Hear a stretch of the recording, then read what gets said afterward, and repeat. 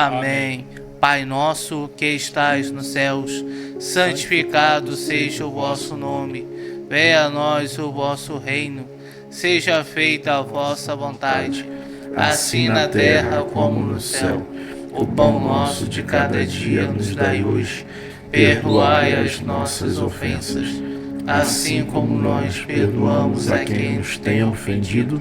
E não nos deixeis cair em tentação, mas livrai-nos do mal. Amém. Ave Maria, cheia de graças, o Senhor é convosco. Bendita sois vós entre as mulheres, bendito é o fruto do vosso ventre, Jesus. Santa Maria, Mãe de Deus, rogai por nós, pecadores, agora e na hora de nossa morte. Amém. Pessoal, hoje nós vamos apresentar o Frei Tiago já. Nós vamos abordar um tema que a CNBB, né, nesse mês de setembro, mês da Bíblia, ela recomenda que nós falamos, que é o profeta Ezequiel, né? O Frei Tiago vai se aprofundar mais, o Kenny também, né? Vamos falar mais um pouco sobre esse tão importante profeta Ezequiel, que até hoje nós podemos tirar das passagens do profeta Ezequiel, podemos ver que vivenciamos ainda hoje em dia, nos tempos atuais, né? Em relação ao Frei Tiago, pessoal, Frei Tiago, ele já está aqui na paróquia. Quanto tempo o Frei já está aqui com a gente? Já está quase um ano. Quase um ano, né? Frei Tiago, vou falar rapidamente, depois ele vai se apresentar, né? Frei Tiago, ele é um diácono transitório da igreja, né? Eu sou permanente, por ser casado e tal. Frei Tiago é transitório porque em dia 23 de novembro de 2024, Frei Tiago vai ser ordenado padre, né? Vai ser aqui na nossa paróquia, na matriz auxiliar aqui de São Pedro Apóstolo, e o Frei Tiago vai ser ordenado padre. Então, eu vou passar a primeira palavra para Kenny e aí para o nosso querido Frei aqui. Olá pessoal, mais uma vez aqui, né, para poder a gente estar partilhando aqui a palavra de Deus, né, que é muito importante na nossa vida, né? E hoje, como o Wellington já disse, né, vamos estar aqui, né, falando sobre o livro de Ezequiel, né, esse grande profeta, né, que o Senhor suscitou para poder guiar seu povo, né, no caminho de Deus, né, para voltar ao caminho de Deus, né? E vamos ver nesse livro que muitas coisas que ele fala aqui também está nos nossos dias de hoje, né? Essa volta para o caminho de Deus, né? Essa esperança que nós temos que ter em Deus, né? Então vamos iniciar aqui. Eu vou ler o prefácio aqui do livro, né?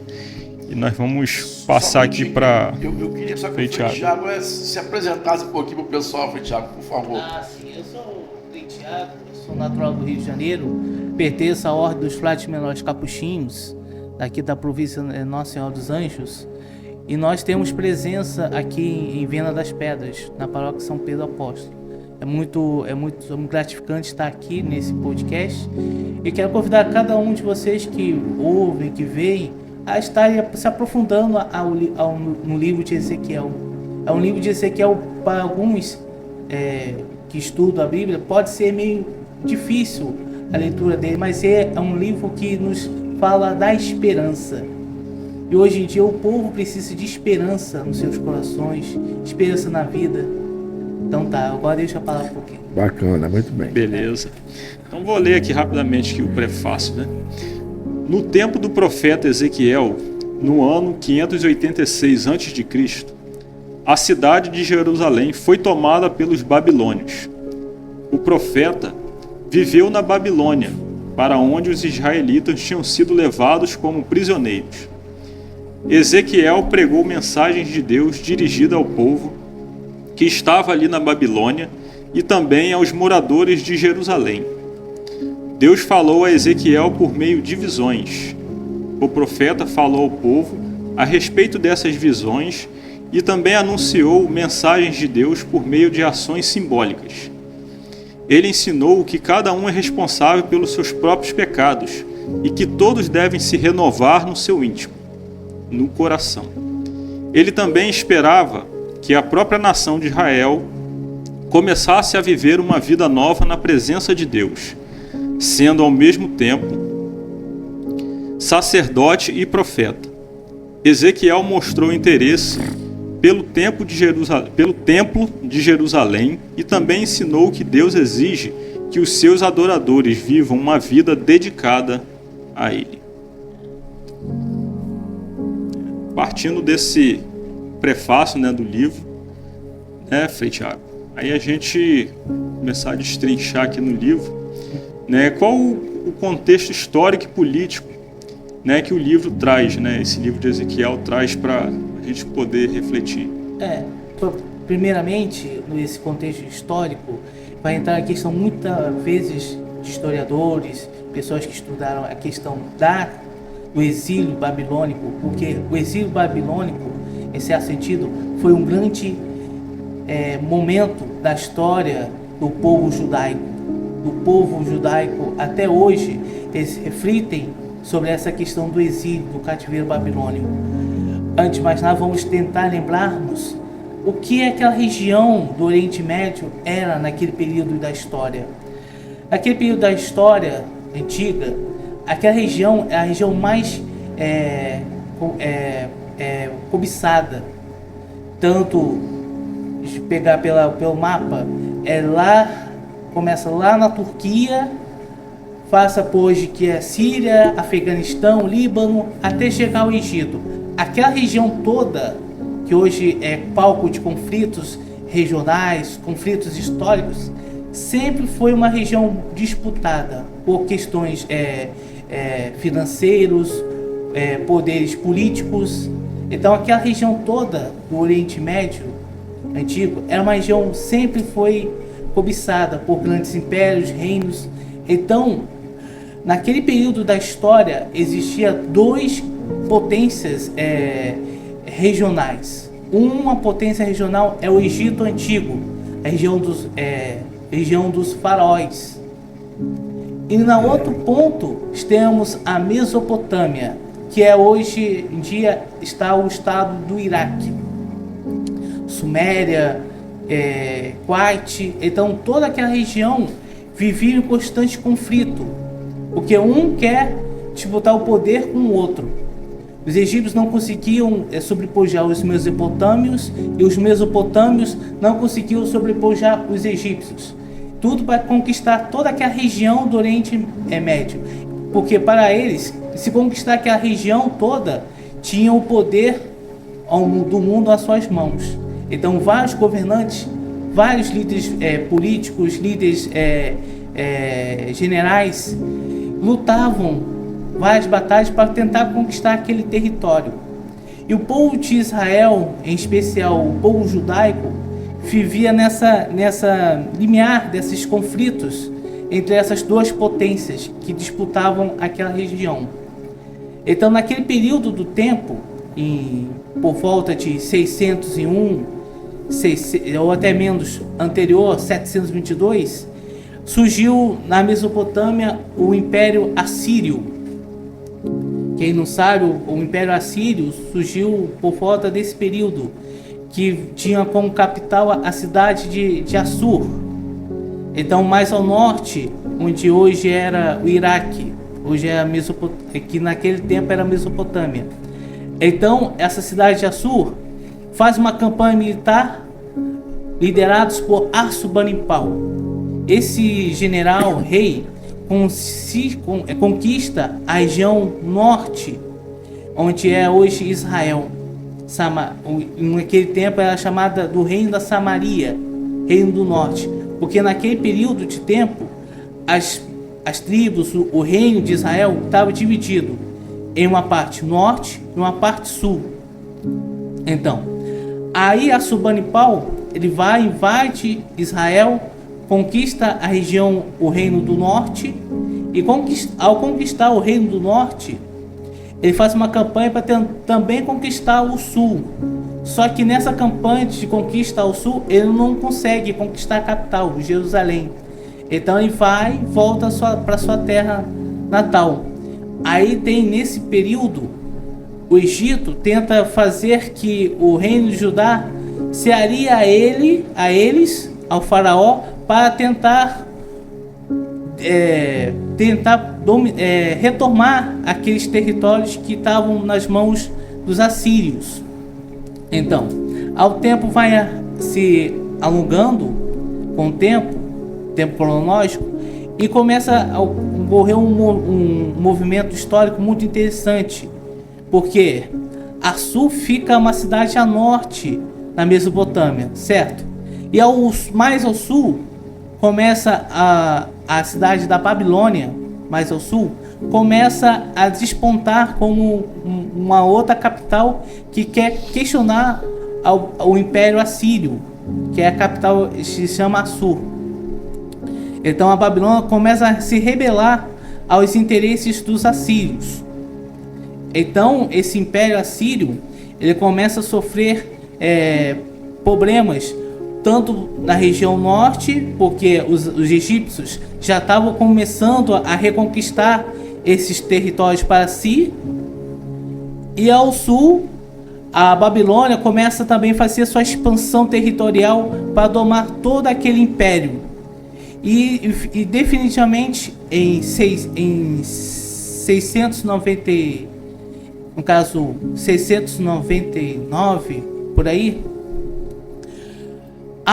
não Nabucodonosor, mas o seu pai Nabopolassar, ele conquista a cidade de Assur ao norte da Mesopotâmia.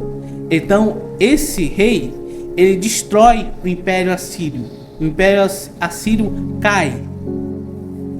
E como o Império Assírio já era muito grande, então o Império Caldeu, que agora chama o novo Império Babilônico, ele começa a dominar aquelas regiões em que o Império Assírio tinha sua presença territorial. Então o Império Babilônico toma o lugar do Império Assírio. Então esse Império Babilônico, agora já nas mãos do grande rei Nabucodonosor, ele faz uma campanha militar para conquistar todos aqueles territórios reconquistados pelos egípcios, que antes eram dos assírios.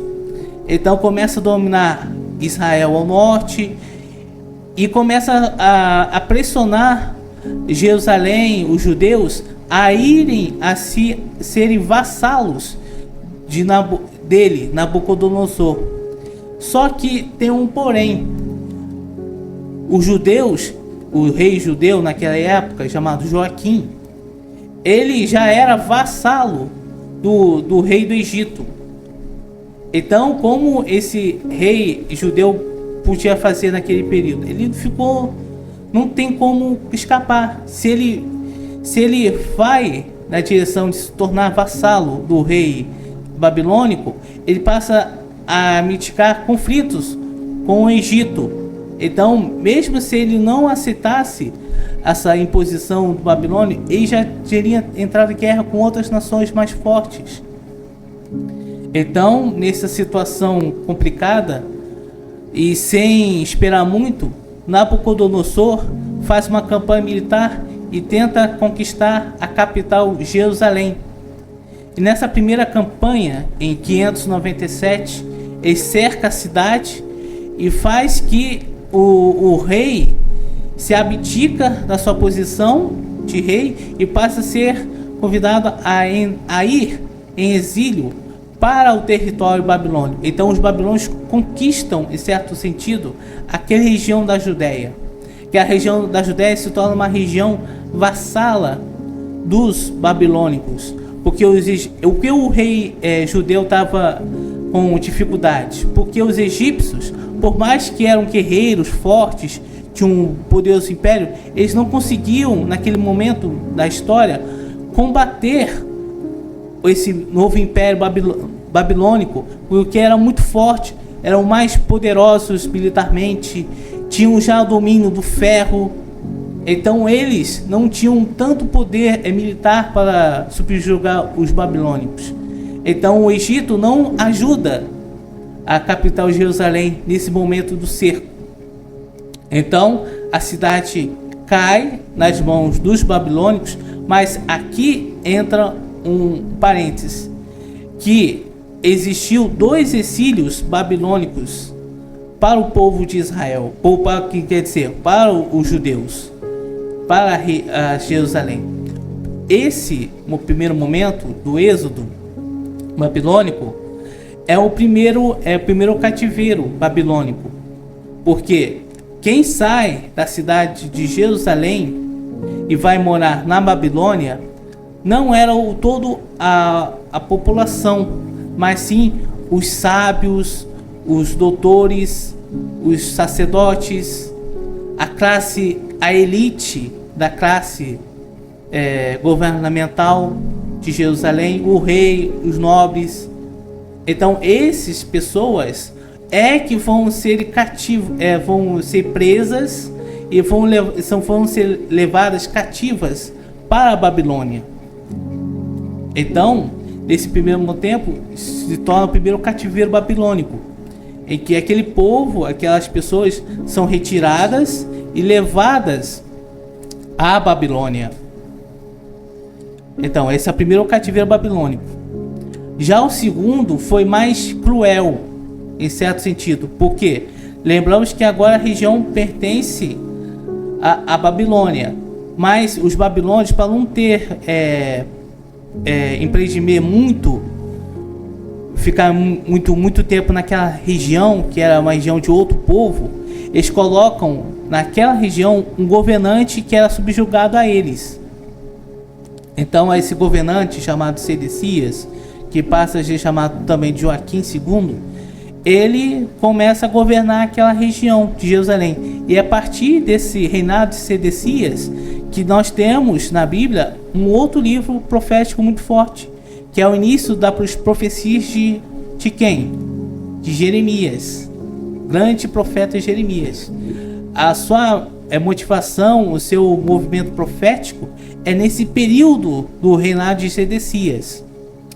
Já Ezequiel, ele fazia parte desse grupo sacerdotal que foi levado em cativeiro para a Babilônia, nesse primeiro cativeiro babilônico. Então, Ezequiel foi antes da segunda cativeiro babilônico, que foi em 586. Então, já prolongando a nossa linha do tempo cronológico. Então, Ezequiel foi com parte do povo para a região babilônica, e lá os babilônicos eles tinham uma outra forma de conquista, de opressão, que era uma opressão sutil com aquelas pessoas que estavam exiladas. Eles não faziam aquelas pessoas ser escravas, em certo sentido deles. Eles levavam essas pessoas, criavam assentamentos, habitações para essas pessoas, e elas ficavam nesses assentamentos, essas habitações, e começavam a trabalhar na terra. Imagina a situação de uma pessoa que foi um nobre, a vida toda tinha os seus servos, suas servas, e passou agora a ir para uma terra estrangeira e passar, a partir daquele período, em vez de ser servido, passar a trabalhar na terra, arar a terra, cultivar a terra. Então é uma situação difícil para essa pessoa, que era nobre, que tinha uma linhagem importante lá em Jerusalém.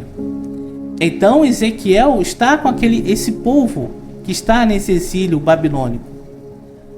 Então, voltando à nossa cronologia temporal, então Nabucodonosor submete aquela região à sua influência. Só que o Egito, lembramos do Egito, ele começa a enviar cartas para esse rei Sedecias para que instigar ele a se rebelar contra os babilônicos. E Nabucodonosor, ao saber dessa história, fica irritado e monta uma campanha, outra campanha militar, que é essa agora de 587 e 586, e passa a invadir de novo Jerusalém. E nessa segunda invasão foi a mais catastrófica para o povo de Jerusalém. Porque os babilônicos, eles não somente invadem e tomam uma cidade, como eles fizeram anteriormente, mas eles invadem e cedeiam a cidade, destrói o templo, rouba as riquezas do palácio do rei, e com isso eles matam muitas pessoas por fome, por espada. Então foi uma crueldade sem proporções que o povo presenciou ao serem dominados pelos babilônios nessa segunda volta de Nabucodonosor à terra de Jerusalém. Então Nabucodonosor, junto com seu exército, depois de invadiu a cidade e demoliu os muros da cidade de Jerusalém, ele faz um massacre praticamente daquela cidade. Poucas pessoas, muito poucas pessoas, conseguiram sobreviver.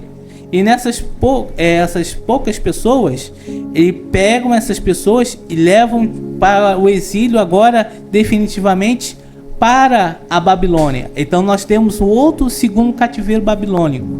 E nesse segundo cativeiro babilônico, que de maior proporção, que nós temos essas histórias do livro de Daniel, livros importantes da Bíblia que vão fazer uma releitura.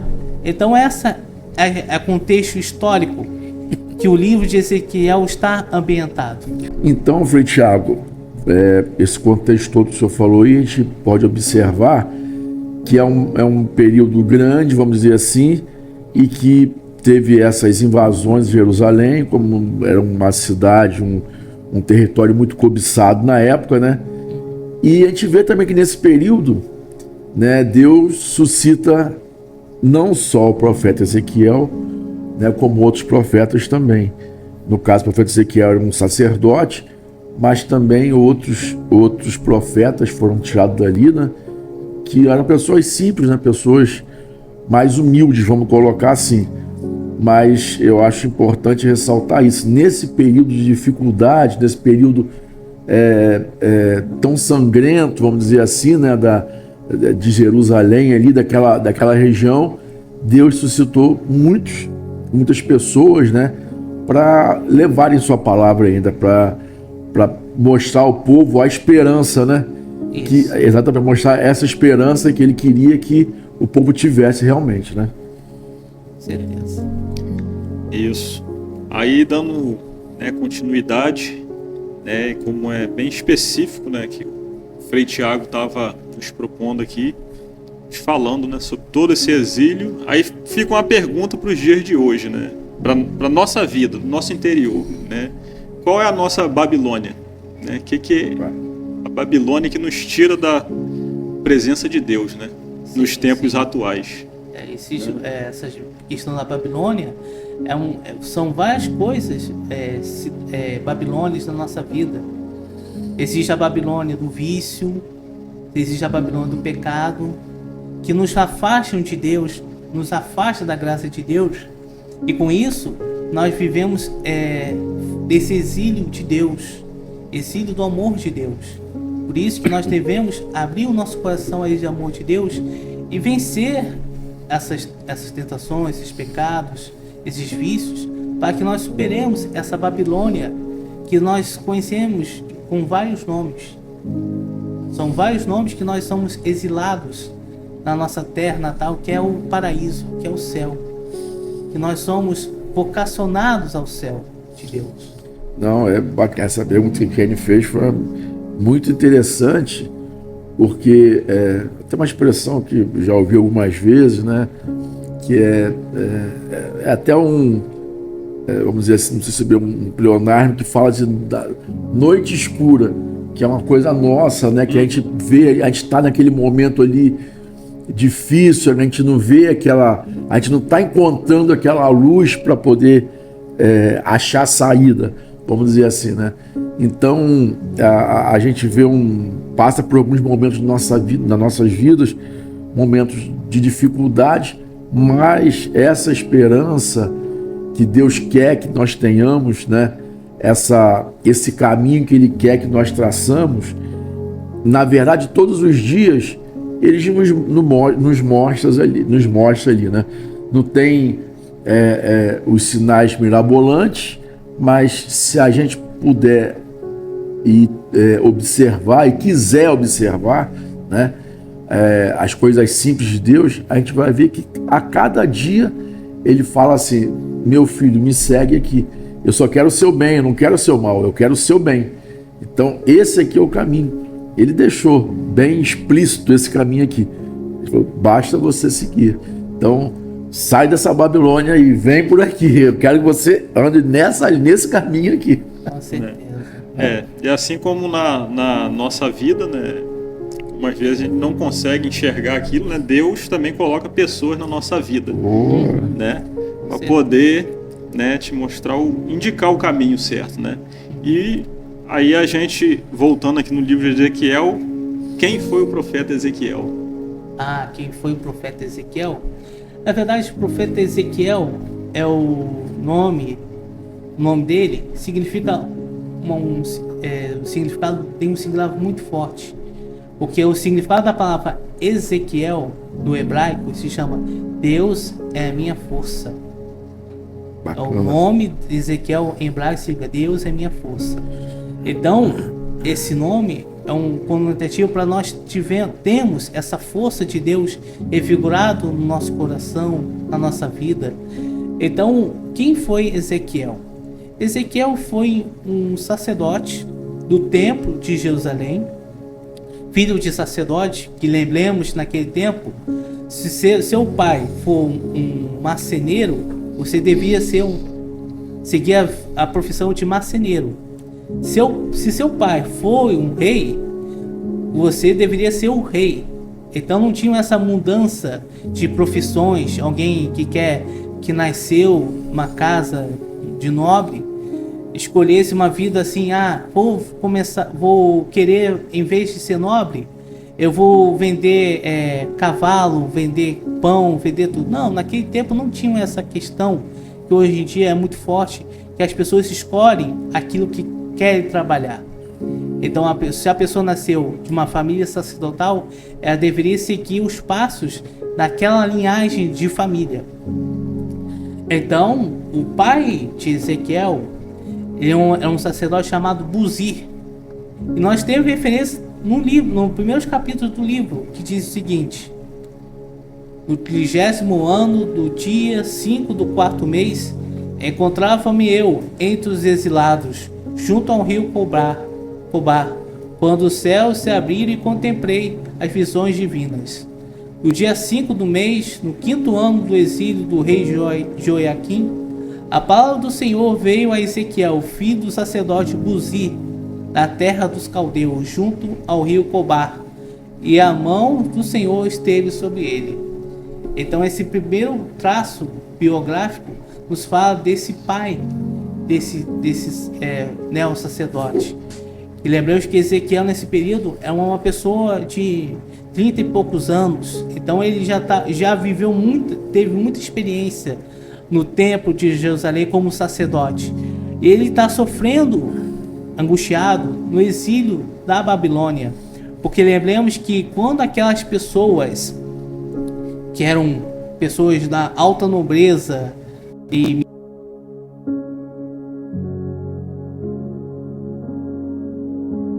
assentamentos que eu acabei de falar, então nesses assentamentos as pessoas eram livres, podiam trabalhar, viver as suas vidas, só que eram constantemente vigiadas pelos babilônicos. A pessoa podia trabalhar, mas devia pagar os tributos ao rei da Babilônia. Vivia uma vida vigiada pelos babilônicos, que a qualquer momento, se a pessoa não se opuser ao rei, podia morrer, podia ser presa. Então, naquela situação toda, o povo, esses exilados, começaram a sofrer pressão daquele povo que estava o subjugando, em certo sentido.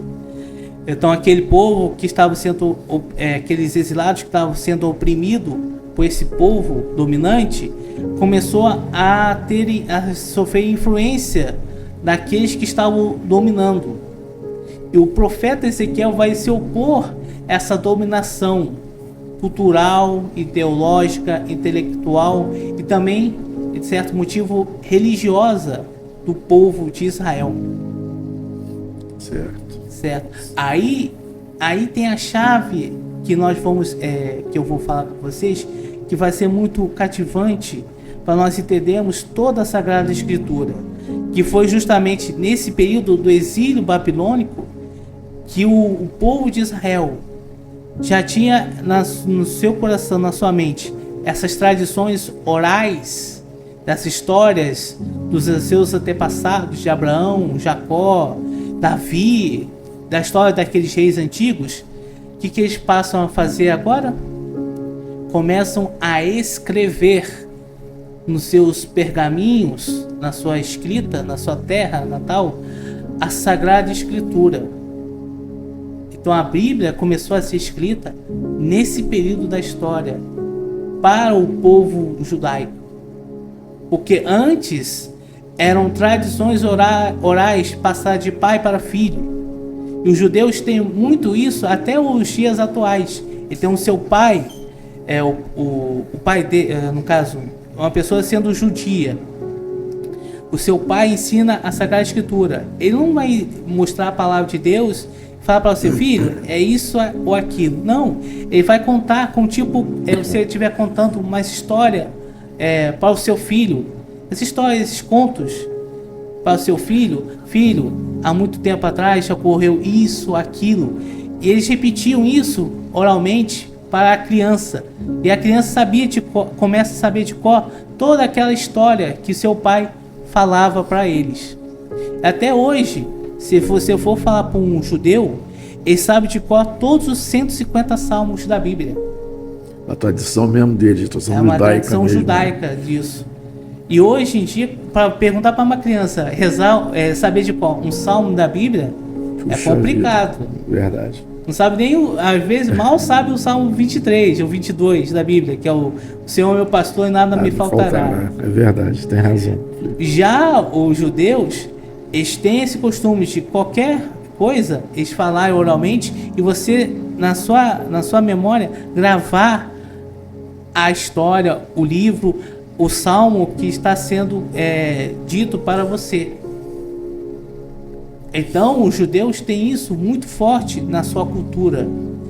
E como eles sofreram o exílio e passaram a sofrer essa interferência religiosa, porque estão numa terra onde predomina o quê? O paganismo. Os babilônios tinham vários deuses. E com certeza, no meio desses deuses, eles ficaram tentados a adorar esses deuses, porque estavam subjugando. Porque para um povo que tinha como a sua fé um Deus único, e de repente esse Deus deixar que sofresse essa invasão, essa destruição, para esse povo, esse Deus os abandonou. Entendeu? Essa temática do abandono para os exilados é muito forte.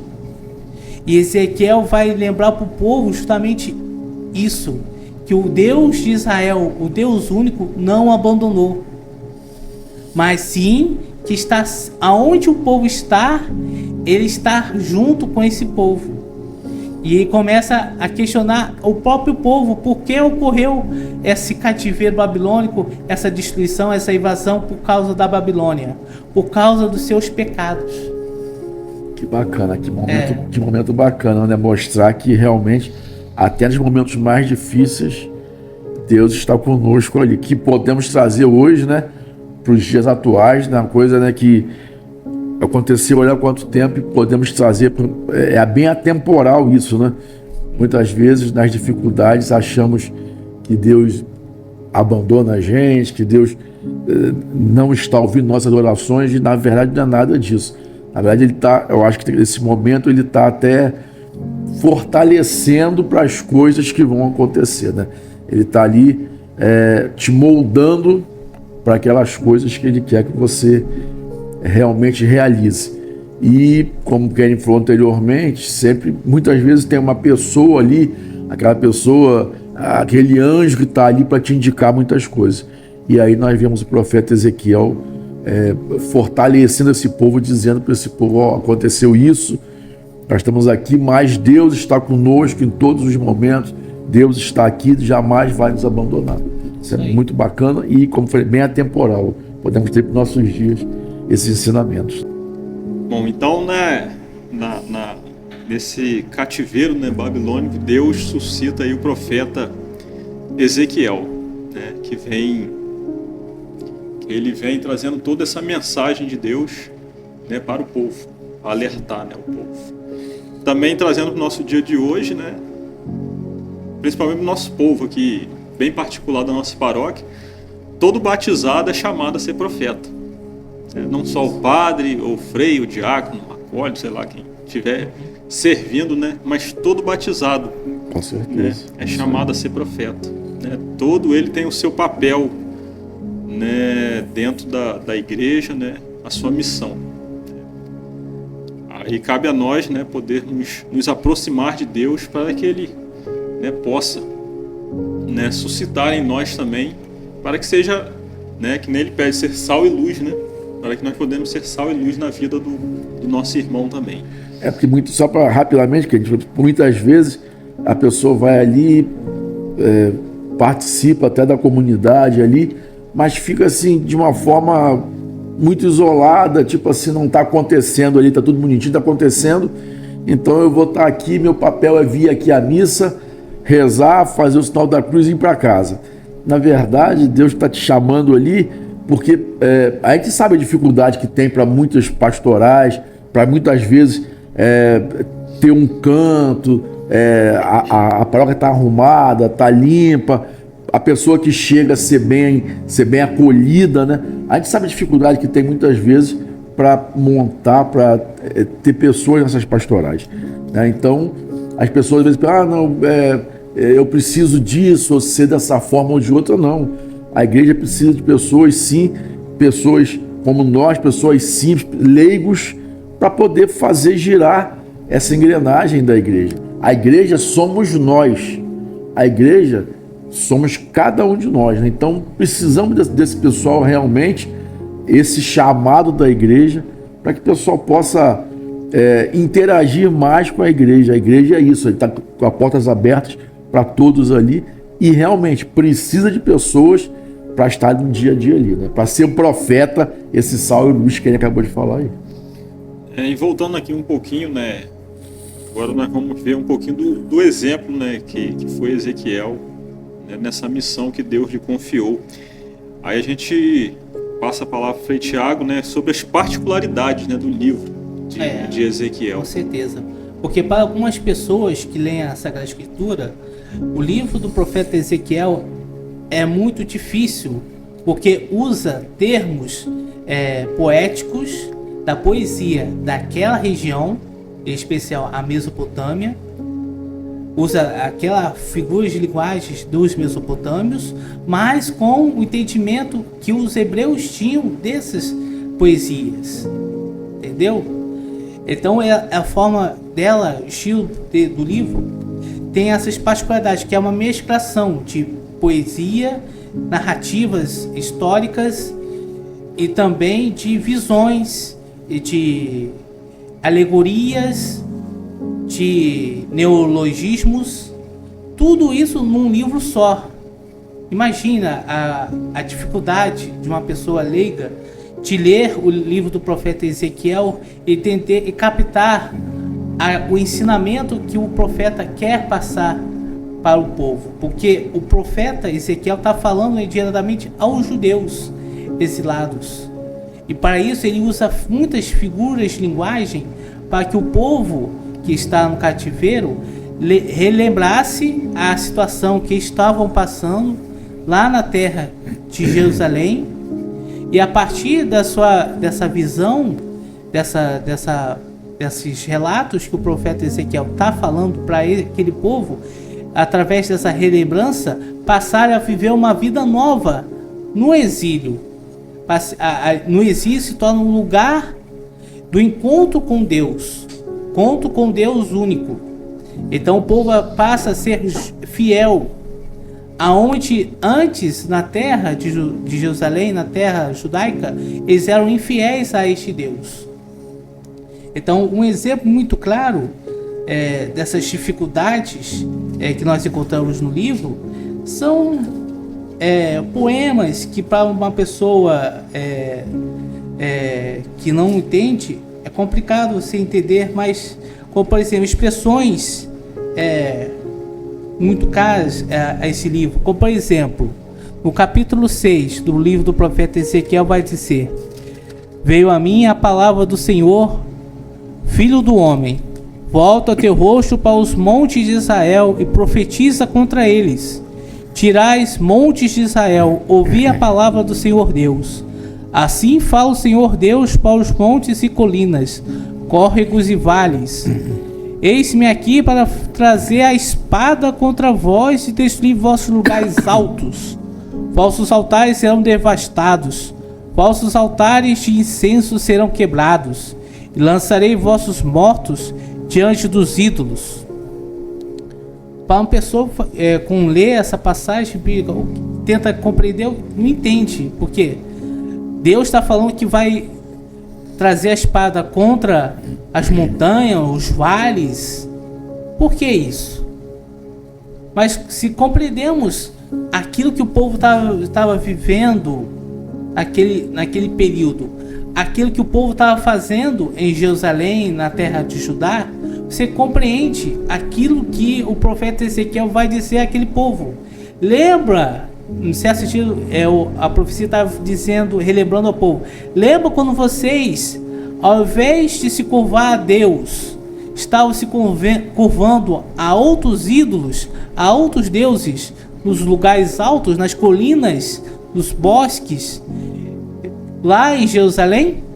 Em vez de procurar a casa do Senhor, vocês estavam procurando outros deuses nessas colinas, nesses vales.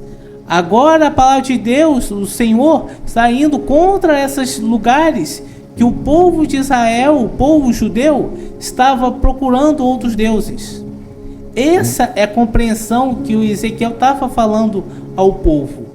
Mas como ele fala para o povo? Usando figuras de linguagem, para que o povo judeu compreendesse aquilo que o profeta Ezequiel estava dizendo naquele período. Certo. A gente vê na Bíblia muito isso, muitas particularidades, até em cartas de São Paulo, nos próprios evangelhos, que são escritos para certa região, certa população e daquela época. Então a gente vê muito isso, a carta de São Paulo aos Tessalonicenses, ou algumas coisas assim que são escritas para aquela região e para aquela população e naquele momento, né? Então, como o senhor falou, essas particularidades realmente... É isso, né? Com certeza. Porque uma pessoa, para entender isso, é meio complicado, porque para nós, chegar uma pessoa e falar que Deus vai usar a espada contra certo alguém em certo momento, para nós é complicado ter essa compreensão sobre a palavra de Deus. Mas quando nós entendemos essa conjuntura, fica mais fácil entendermos, em certo sentido, o que a palavra de Deus quer nos revelar. Outra particularidade que eu quero falar com vocês e com as que estão assistindo, que o livro de Ezequiel abre uma outra forma de escrita bíblica, que é a escrita apocalíptica. Quem não sabe o que é apocalíptica, a linguagem apocalíptica, é uma forma de escrever que usa muito de figuras como animais, bestas, templos, carros de fogo, para sinalizar um acontecimento que vai acontecer na vida do povo, ou que o povo está passando naquele momento, mas o profeta vai relembrar que aquela visão que ele estava tendo está relacionado com o povo que estava sofrendo, que estava passando por aquela situação. Certo. E quando nós lemos o livro, nós vemos figuras de seres mitológicos, criaturas que têm 6 asas, 4 fases de animais, figuras humanas. Por que o profeta Ezequiel está falando isso, usando essa figura de linguagem para o povo? Essas visões dessas criaturas para o povo. Lembremos que na Mesopotâmia, naquela região, nos lugares, nos templos desses deuses pagãos, existia a figura do querube. O que é esse querube? Eram criaturas aladas, tipo guerreiras, que eram representadas nesses templos antigos, e esses querubes, eles ficavam como se esses animais eram figuras como se fossem os cães domésticos. Para nós entendermos um pouco isso, é como se fossem os cães dos deuses que moravam nesses templos antigos. Então, tinham essas representações desses seres mitológicos para que naquele lugar estava consagrado a um deus antigo que atuava naquele lugar. Então tinham a figura dos querubes, que eram como fossem os cães de guarda daquele templo. E no livro, quando o profeta Ezequiel usa esses seres, essas representações desses seres, para mostrar que também o Senhor está junto com o povo. Agora, o povo de Israel, aonde está na Mesopotâmia, está sendo guardado pela presença de Deus, para a glória divina. É por isso que uma passagem muito forte no livro de Ezequiel é quando ele fala que a glória de Deus saiu do templo de Jerusalém. Para um profeta falar isso para o povo antigo era complicado, porque está dizendo que o templo de Jerusalém agora não é mais, Deus não está mais no templo. Mas Ezequiel fala isso por quê? Para que o povo entenda que a destruição do templo de Jerusalém só pôde ocorrer porque a presença de Deus não estava mais lá. Que o povo, por causa dos seus pecados, por causa das suas idolatrias, na sua rebeldia do seu coração que estavam cometendo lá na cidade de Jerusalém, a presença de Deus saiu daquele lugar, mas que continua presente aonde quer que o povo exilado esteja. Então o profeta usa muito essas figuras de linguagem, dessas representações de animais, de anjos, qualquer outra coisa, para representar essa ação de Deus na vida do povo. E voltando àquela questão dos querubes, essas figuras desses animais mitológicos passa também a fazer parte da nossa compreensão hoje, que nós temos dos anjos querubins. Porque os anjos querubins são representados com figuras aladas de anjos que têm 6 asas, que cobrem o rosto, que cobrem os pés. Por quê? Por causa dessas figuras mitológicas. Certo. Então, o povo de Israel vê aquelas figuras mitológicas daquele lugar que estava vivendo e se apropria dessas figuras mitológicas para que a partir dessas figuras mitológicas elas fossem com certo sentido monoteistizadas, para uma compreensão que o povo entenda para adorar o seu Deus único, que é nosso Senhor Deus. Amém. Isso aí, Frei Thiago, é interessante que muitas vezes até hoje, né, as pessoas não conseguem ainda compreender que Deus é o Deus único, esse Deus maravilhoso que está todo dia conosco aqui, né, que nos ajuda, que nos sustenta e que só quer nosso bem, nada mais, né? Quando você falou que ele não estava mais no templo, mas estava com o povo, estava com o templo ali porque dominaram o templo, quiseram até destruir o templo, vamos dizer assim, mas aonde o povo estava realmente, Deus estava com o povo, em momento algum deixou o povo desamparado, né? É isso aí. E até pegando essa figura de linguagem do templo, né, que foi destruído, a nossa vida, né, nosso interior, nossa alma, né, nós somos templos do Espírito Santo, né? A partir do momento, né, que a gente deixa se levar pelo pecado ou por aquela Babilônia, né, da nossa vida que a gente estava falando no início, né, o nosso templo também é quebrado. Com certeza. Né? Só para pegar esse gancho aí do que a passagem, né, por ser tão assim cronologicamente tem muito tempo, mas o que nos quer dizer hoje, né? A nossa vida mesmo, pessoal, nossa vida particular, né?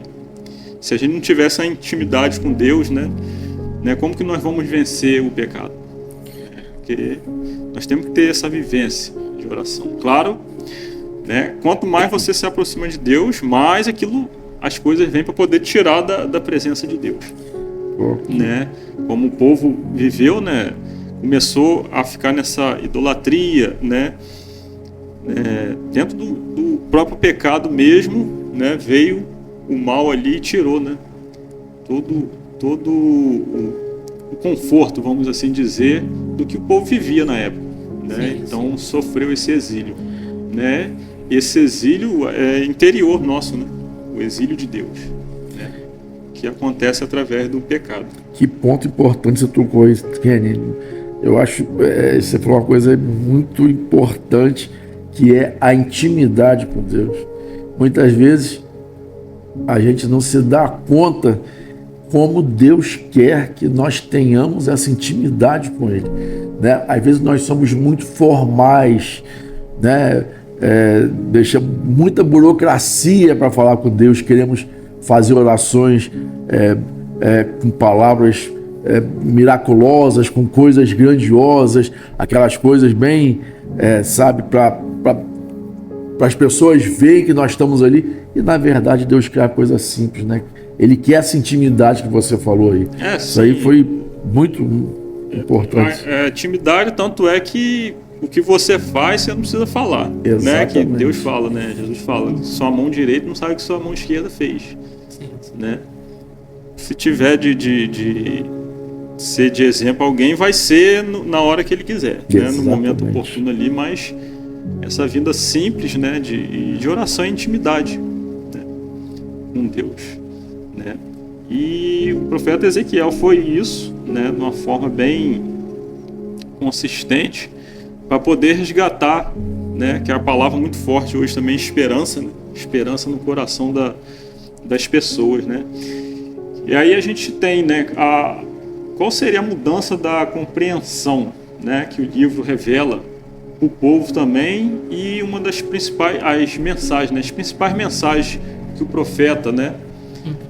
Pela palavra de Deus, né, e por ordem de Deus também, trouxe ao povo, né, para poder voltar aí ao caminho do Senhor. Então tá, a primeira questão que o profeta Ezequiel venha o povo ter uma outra compreensão com relação à responsabilidade pessoal daquelas pessoas com relação aos pecados. Aí foi perguntar para mim, como assim? Lembremos que para os antigos judeus, quando uma pessoa cometia um pecado, por mais grave que ela seja, esse pecado passava de gerações e gerações por causa daquela pessoa. Então, por exemplo, lembremos que Jesus vai dizer em João 9, vocês lembram daquela questão do cego de nascença? Sim. O que os discípulos de Jesus vão dizer a Jesus sobre aquele cego de nascença? Aqui. Vão dizer o quê? Que Rabi, quem pecou para que ele nascesse cego? Ele ou seus pais? Por quê? Para a compreensão daquela época, quando a pessoa ficava doente, é por culpa dos seus pais que cometeram um pecado, e como resposta desse pecado, a pessoa nascesse cega, como fosse uma pecado hereditário. Pecado hereditário. Ia passando. Ia passando entre as gerações. Então, a pessoa sofria por causa daquele pecado daqueles pais que cometiam. E quando um rei cometia um pecado contra Deus, toda a nação estava sendo responsabilizada por esse pecado. Então, o pecado para os judeus antigos era uma questão coletiva.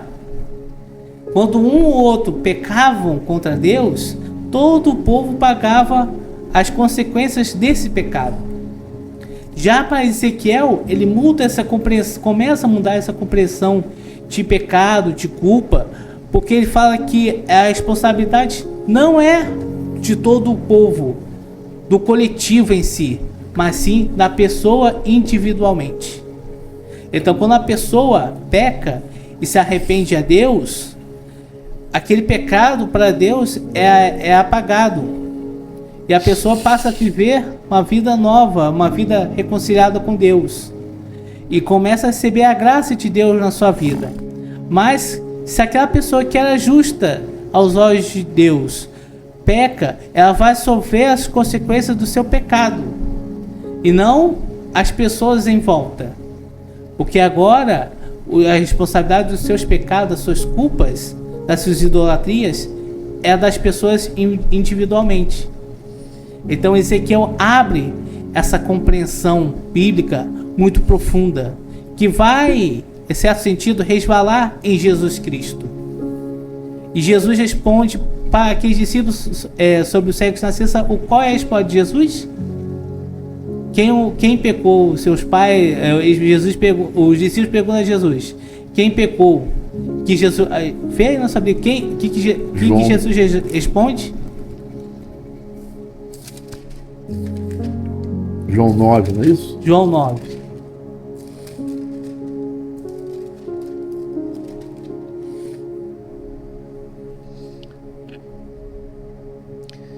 Ele é cego, sim, mas não por causa dos pecados dele, nem por causa dos pecados dos pais dele.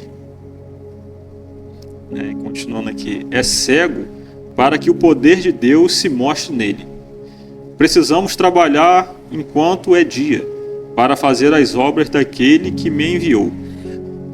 Terminando esse versículo, então Jesus aqui ele está na mesma linha que o profeta Ezequiel, em certo sentido, porque para Jesus o pecado não é coletivo, mas sim individual.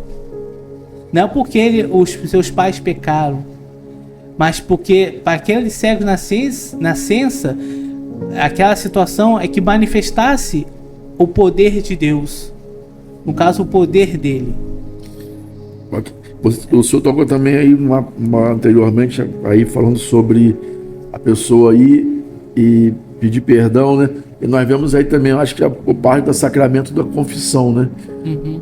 Que de nos arrependermos, dizer até o sacerdote naquele momento ali, a persona em Cristo, né? Nós estamos ali confessando nossos pecados e muita gente não consegue compreender isso, não consegue a grandeza de nós irmos até um sacerdote e confessar os nossos pecados e receber a absolvição ali dos nossos pecados. Muita gente, infelizmente, não consegue entender esse momento tão particular e tão grande, tão misericordioso que daquele momento da confissão ali, do sacramento da confissão. Sim, com certeza. Então essa questão da responsabilidade individual é uma doutrina, uma compreensão teológica que vai perpassar para os outros profetas posteriores a Ezequiel, como por exemplo Daniel, Zacarias, e vai chegar nos livros sapienciais e também em Jesus. Então, através de Ezequiel, que o povo começa a ter uma outra compreensão teológica sobre a culpa, sobre o pecado, em certo sentido. A gente vê quanta coisa boa esse profeta suscitou, trouxe pra gente, né? Trouxe pra gente, como a gente fala para os nossos dias, quanta coisa que a gente pode pegar como exemplo do profeta Ezequiel, trazer para os nossos dias, né? Sim, com certeza. E essa uma outra mensagem muito importante do profeta Ezequiel é na famosa visão que ele fala do povo sobre os ossos ressequidos, capítulo 37, que ele fala sobre que a partir desse momento que o povo começa a acreditar na sua fé revigorada por Deus, eles começam a viver de novo. Então o povo que antes não tinha esperança, viveu como se fosse um morto-vivo. Eram mortos, que eles perderam a esperança, perderam a fé. Mas quando eles passaram a acreditar na mensagem do profeta, na mensagem de Deus, que eles voltarem a acreditarem em esse Deus único, acreditarem na presença desse Senhor, que é o Senhor da vida deles, Senhor da esperança, esse povo começa a ter esperança de dias melhores. Amém. Amém. E essa visão dos ossos ressequidos, que simbolizam justamente esse povo que passa por várias dificuldades, mas que agora está vivos perante o Espírito de Deus, perante a graça de Deus que mora no coração deles. Então o profeta Ezequiel, em certo sentido, começa a falar não do que o povo está sofrendo, mas sim da esperança de dias melhores. Ele começa a profetizar que a partir de um certo período o povo vai voltar à sua terra de origem, que é em Jerusalém, em Judá, e a partir de agora, com o povo entendendo a situação que estava vivendo, se convertendo a Deus, agora o povo pode voltar à sua terra de origem, como fosse uma dádiva divina. Então Deus está agraciando esse povo sofrido, mas ao mesmo tempo escolhido, o povo da aliança dele, a voltarem para a sua terra natal. E a partir dessa volta à sua terra natal, passam nesse momento a construir um novo templo.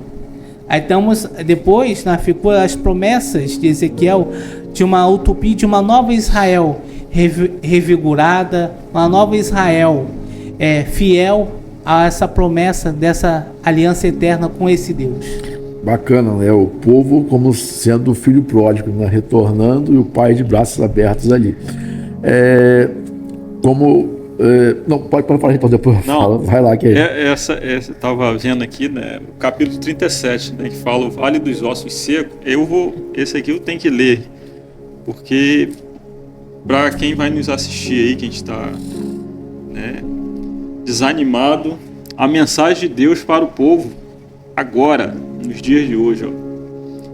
Eu vou abrir as sepulturas onde o meu povo está enterrado e vou tirá-lo para fora.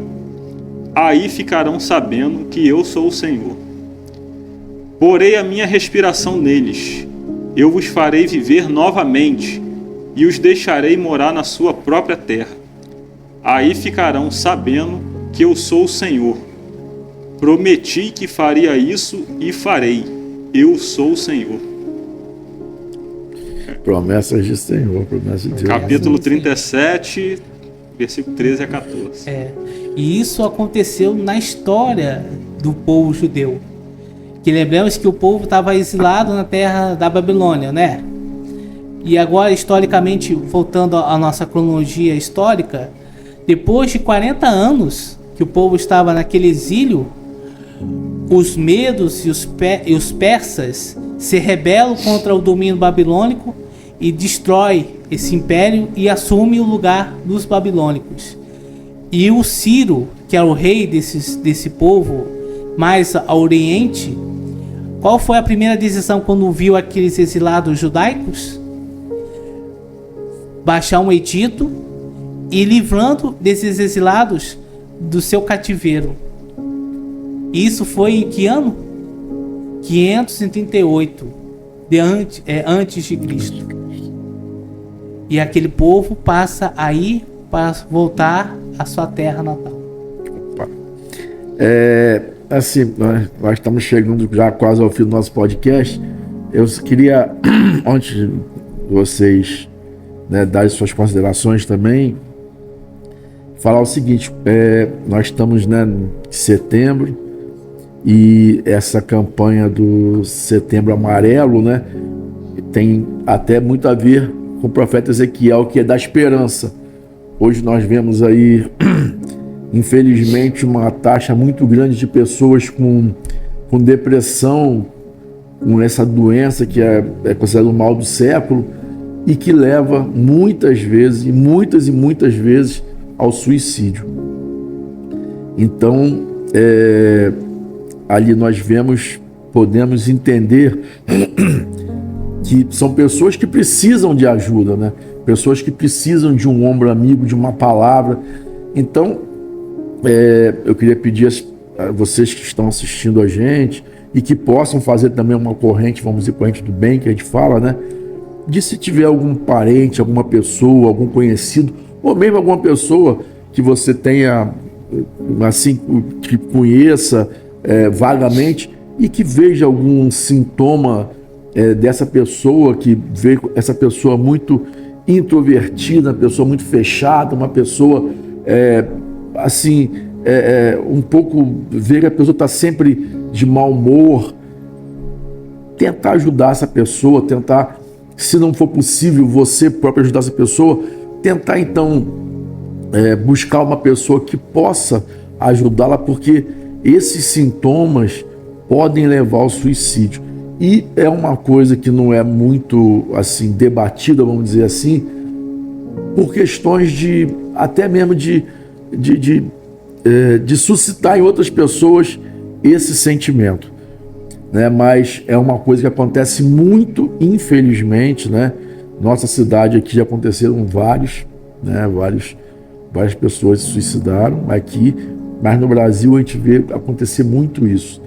Então hoje eu queria deixar esse parêntese, já que o profeta Ezequiel é um profeta da esperança, que possamos tentar dar essa esperança também para essas pessoas, dar essa oportunidade, porque às vezes basta ser ouvida, então basta a gente poder dar esse acalanto a essa pessoa, né? Dar atenção a essas pessoas, para que essa pessoa possa sair desse marasmo, desse sentimento ruim interior dela, né? Essa depressão. Então, possamos fazer chegar em máximo de pessoas possíveis essa corrente de tentar ajudar essas pessoas que passam por essa doença, que é uma doença realmente e que está afetando uma quantidade enorme de pessoas no Brasil. Meu amigo Kelly, por favor, suas considerações para... Não, a gente tem que trabalhar forte nisso, principalmente com as orações também, né? Que tem um grande poder de... Às vezes a gente acha que não, mas tem sim o poder de mudar, né? Mesmo a gente não estando perto da pessoa, mas colocar a intenção, né? Se a gente conhece alguém, as intenções, né? Até na própria missa também, o pessoal tem lá da liturgia, né? Quem quiser colocar as intenções lá, chegar um pouquinho mais cedo, o pessoal bota lá o nome, a intenção da pessoa, que, né? Durante a missa vamos estar rezando por essas pessoas, né? Então é isso. Vimos aqui, né, o grande, né, trabalho do profeta Ezequiel. São os três, né? Jeremias, Ezequiel e Daniel. Exatamente. Todos eles da Babilônia, mas hoje especificamente aqui é do profeta Ezequiel, né? Então, que ele trouxe essa esperança novamente, né, para o povo de Deus, e que foi, no final, né, foi libertado, poder voltar à sua terra. E que assim possamos ser nós também, né? Libertar diariamente, né? Todo dia é uma libertação que nós temos que buscar, né? Se libertar do pecado e cada vez melhorar, né? Na presença de Deus. Esse exílio interior, né? Interior.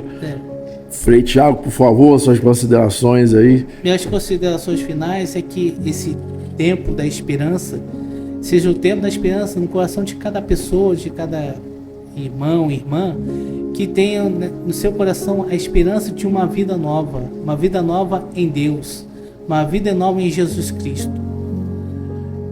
Essa questão da depressão é uma situação triste que ocorre nos nossos dias atuais, mas a fé, como está a fé de cada um de vocês, irmãos e irmãs? A fé abre a nós a uma realidade que nos move, uma realidade que nos faz transmitir a paz, faz nós atravessarmos por várias dificuldades na vida, mas com a fé nós temos a certeza que, apesar de tudo isso que nós estamos passando, as dificuldades da vida, as situações que ocorrem, nós temos a esperança de nos encontrarmos com Deus, com o Pai. Um Pai que abraça, um Pai que é amoroso, um Pai que nos passa força em cada um de nós. Então, irmãos e irmãs, que essa esperança venha brotar no coração de cada uma dessas pessoas, de cada um de vocês que nos ouve, que nos vê. Que essa esperança venha nos dar força de nós caminharmos com esse Deus que quer nos transmitir o quê? A força dele. Então, irmãos e irmãs, que essa podcast, essa lugar que nós tivemos aqui nesse momento de fazer essa leitura desse livro desse profeta Ezequiel, seja um motivo para você não perder a esperança desse Deus que cada vez mais está junto com vocês.